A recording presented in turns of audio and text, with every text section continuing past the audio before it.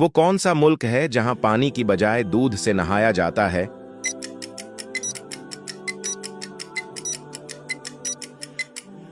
भारत। दूसरा सवाल, वो कौन सा मुल्क है जहां पालतू जानवरों के लिए अस्पताल से ज्यादा स्कूल हैं?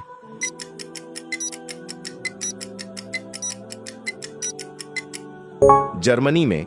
तीसरा सवाल, दुनिया में सबसे पहले पिज्जा कहां बनाया गया था?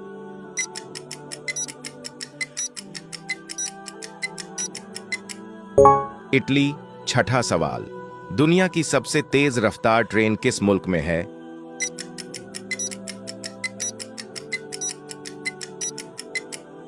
चीन।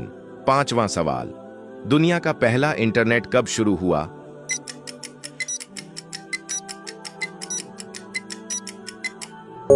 1969 में। आखिरी सवाल, दुनिया का पहला रोबोट किस मुल्क में बनाया गया? इसका जवाब आपने देना है कमेंट में।